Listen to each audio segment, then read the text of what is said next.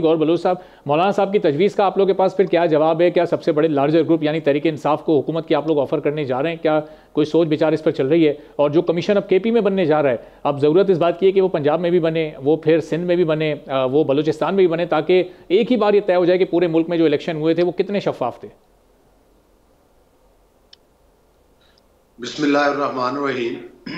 देखिए, इन्होंने जो बात की है मतलब है कि बड़ी मज़ाक़ा खेज़ है कि सबसे पहले तो ये है कि इनको चाहिए कि 2018 में जो इन्होंने धांधली की थी, जिसके ऐनी शाहिद जो हैं वो जावेद हाशमी साहब हैं, जो मुल्तान से उस वक्त इनकी पार्टी में शामिल थे, और जो कुछ इन्होंने बताया था और जिस तरह से इन्होंने कहा था कि अंपायर की उंगली उठने वाली है, सबसे पहले तो उस मैंडेट चुराने की माफ़ी कौम से मांगे और इस बात पर माफी मांगे कि हम तकरीबन 3.5 साल, 3.25 साल एक चोरी शुदा मैंडेट के जरिए हमने पाकिस्तान की मईशत को तबाह किया, पाकिस्तान की सियासत में इंतशार फैलाया, और ये और इनका जो वो लीडर जो कि सो कॉल्ड लीडर है इनका, जो कि इस वक्त जेल में है, वो कौम से माफी मांगे। और दूसरी बात यह है कि जो 9 मई के वाकयात इन्होंने किए और जिस तरह से इन्होंने मुल्क में आग लगाई और जिस तरह से इन्होंने मुल्क में दहशत गर्दाना कार्रवाइयां की हैं, उस पर भी कौम से माफी मांगे। तो उस पर ये कमीशन बनाने जा रहे हैं नाली गौर साहब, वो कमीशन डिसाइड करेगा कि कौन कितना मुलव्विस था, किसका क्या किरदार था। नहीं, देखें, ये कमीशन 2013 में भी बनाया गया था जब मियां नवाज शरीफ साहब ने प्राइम मिनिस्टर बने थे और पाकिस्तान तरक्की की राह पर गामजन हुआ था। उस वक्त जो कमीशन बना था, उस वक्त भी ये 35 पेंचर्स की बात करते थे। बाद में इन्होंने कहा ये हमारा सियासी बयान है, इनके यू टर्न लेते हुए तो पता भी नहीं चलता। और वो सुप्रीम कोर्ट में कमीशन बना था और उस सुप्रीम कोर्ट के कमीशन ने ये रिपोर्ट दी थी कि पाकिस्तान में कोई मुनज़्ज़म धांधली नहीं हुई। ये ऑलरेडी धांधली की पैदावार है।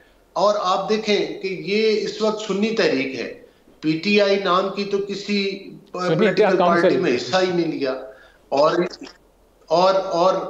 उसके बाद फिर इन्होंने सुन्नी तहरीक में शमूलियत अख्तियार की, जिस पार्टी ने इस 2024 के इलेक्शन में हिस्सा नहीं लिया और जिस पर अदालतों ने, चूंकि ये पाकिस्तान और कानून के आइन को नहीं मानते, मुझे ये बताएं जो स्पेशल सीट से मुतल्लिक फैसला है वो पिशावर हाई कोर्ट ने किया है ना, केपीके हाई कोर्ट ने, और उसको तो ये तस्लीम नहीं करते, ये इजलास ही नहीं बुलाते ताकि इनको वो जो मेंबर्स जो मतलब मुंतखब हुई हैं खवातीन, ये नहीं चाहते कि उनके हलफ हो।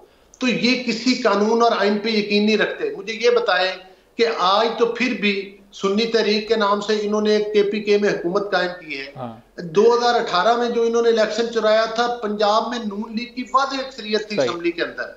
अच्छा अली गौर साहब, ये सुन्नी तहरीक तो एक अलहदा जमात है जो ज़ाहिर कराची में एक वक्त में बड़ी एक्टिव वो करती थी। अभी ये सुन्नी इत्तेहाद काउंसिल जो साहबजादा हामिद रजा की जमात है वो बिल्कुल अलहदा है। वो आप चूंकि सुन्नी इत्तेहाद काउंसिल वो कह रहे हैं, तो सुन्नी तहरीक आप कह रहे हैं, तो मैंने कहा बस मैं आपको ये बता दूं।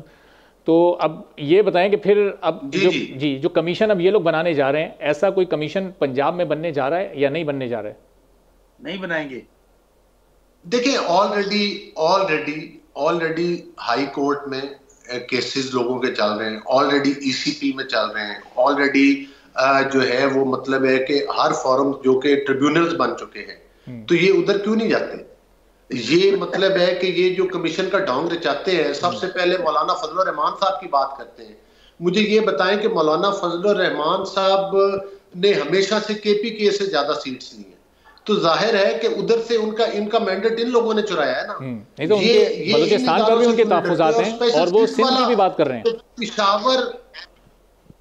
पिशावर हाई कोर्ट का फैसला ये क्यों नहीं तस्लीम करते स्पेशल सीट्स वाला? वो मतलब मीठा हाफ कड़वा थू वो क्यों नहीं तस्लीम करते? और इनको किसने रोका है कि ये लाहौर हाई कोर्ट में ना जाएं? और ये गए हुए हैं, ऑलरेडी गए हुए हैं मुख्तलिफ केसों के अंदर।